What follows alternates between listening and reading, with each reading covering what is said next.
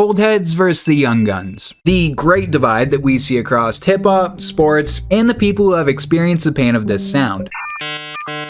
Well, when looking at sports, there's probably no bigger divide than the one found in basketball. Whether it be the GOAT debate between LeBron and Jordan, or older fans complaining that the game just isn't as physical as it used to be, it seems like fans, and even some former players from the 90s, struggle to ever see eye to eye with their modern day counterparts. Something that definitely isn't as prominent in pretty much every other North American sports league. But truthfully, a lot of these complaints on the game today are just based off feelings and emotions.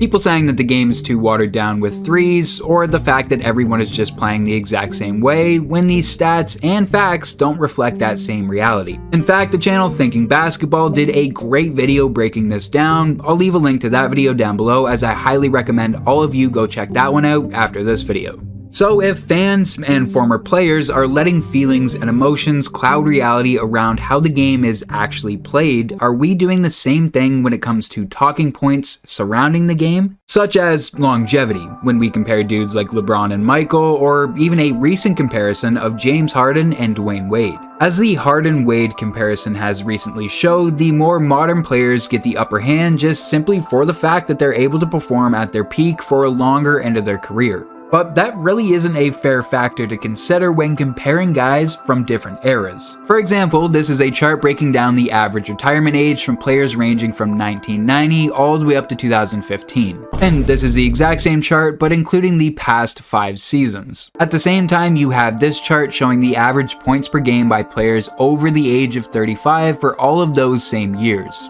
And when you put both of those charts together, you can see that just on a whole, NBA players are staying in the league longer and making more of their later years. Now look, I'm not saying that this means we overrate the fact that LeBron is in the midst of putting Father Time in an RKO, but I am going to look at a few different factors to see why these charts suggest that players are expanding their careers, finding ways to remain dominant, and ultimately determine whether or not longevity in the modern NBA actually means as much as we think it does. I'm not rolling with that. You got a Wizards That's Jordan on the Wizards. He wasn't playing. What you talking? Hey, go look at some highlight. He was moving. He caught my young ass in that pose. Dude played all 82 games. He's not looking like LeBron. He don't look like LeBron, but I'm just talking about it was impressive bench.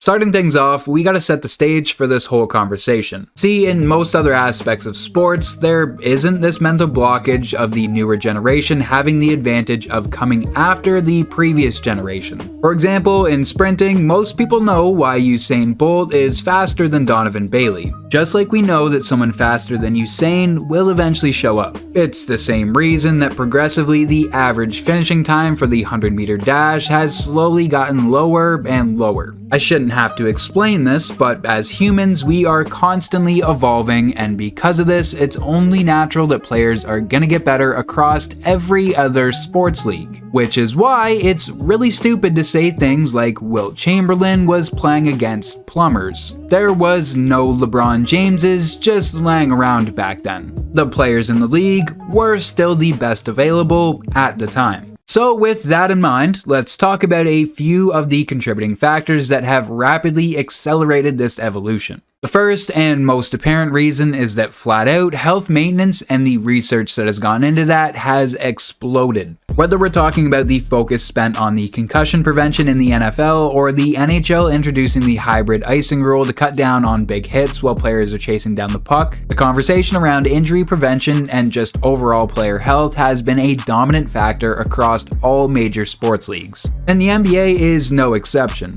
Famously, it's been reported that LeBron James spends $1 million on maintaining his body throughout the season. But the truth is, even if MJ chose to spend his money on that instead of putting it all on black, the technology that's available today either wasn't popularized in America or just wasn't available at the time. Methods that have specifically been able to help players recover from the stress of individual games. Things like cryotherapy, hyperbaric oxygen treatments, and so on. Not to mention the change in how players are working out and dieting. Plyometrics to help players avoid non-contact injuries and stay stay more flexible, as well as the move from teams to hire many more dietitians and expanding their medical staffs, with the Toronto Raptors even going as far as to hiring a full-time sports psychologist to help players manage the mental stresses of the game. All of these things have meant that players are able to avoid the little things that stack up over a career and ultimately take a player out of the game way earlier than it should have. Another example of this is in 2019, we saw Kevin Durant go down with a ruptured Achilles, in most circumstances considered to be a career-altering injury.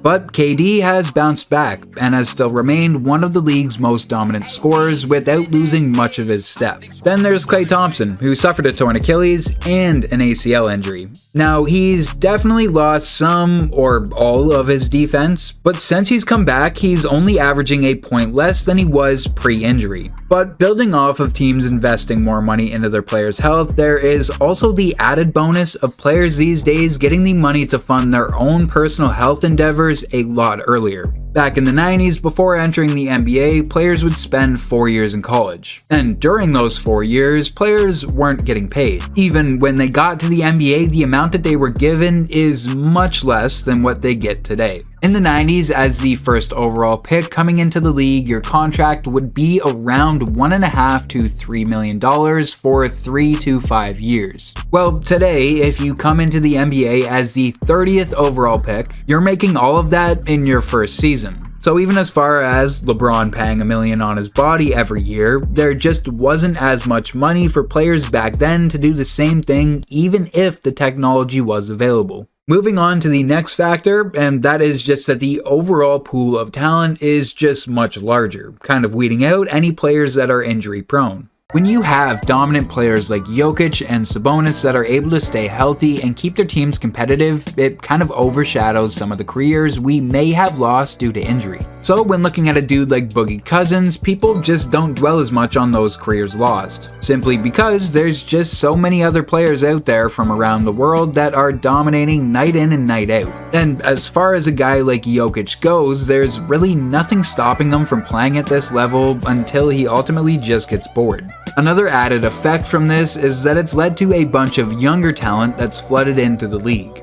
This season, we're seeing older guys like LeBron, Kawhi, KD, and Steph all continue their dominant play. Well, at the same time, alongside them, there's younger guys like Luka, SGA, and Anthony Edwards all making their push to become the face of the NBA, something that wasn't really around back in the 90s. Back then, throughout that entire decade, the average age of all of the All-Star teams was 28.25. And over the past 5 seasons, that average has dropped down to just 26.3. And this explosion in more younger talent that the older players are now having to deal with has forced them to adapt their game to the younger generation that is coming up now. For example, we've seen LeBron in the later half of his career seriously develop his 3-ball, starting his career as a mid-30s shooter, but now upping that to 40% over the last 2 years. Comparing that to back in the day, whereas rookies were the ones that had to adapt to the league standard that was set by guys like Jordan and Barkley. And because of this, MJ's game was never really forced to evolve with the times, which is something you cannot get away with today, as there's already a few handfuls of younger players that are already developed enough and are actively trying to snatch your crown.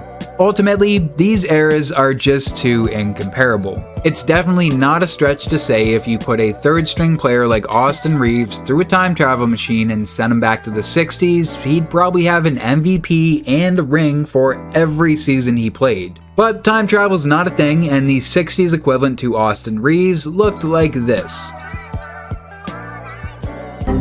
So maybe we should stop holding players from the past in comparison to players in the modern era. But if you are going to compare, then compare what they were able to accomplish within their own respective eras. And most importantly, just appreciate the sport for going through that time to get us to where we are today.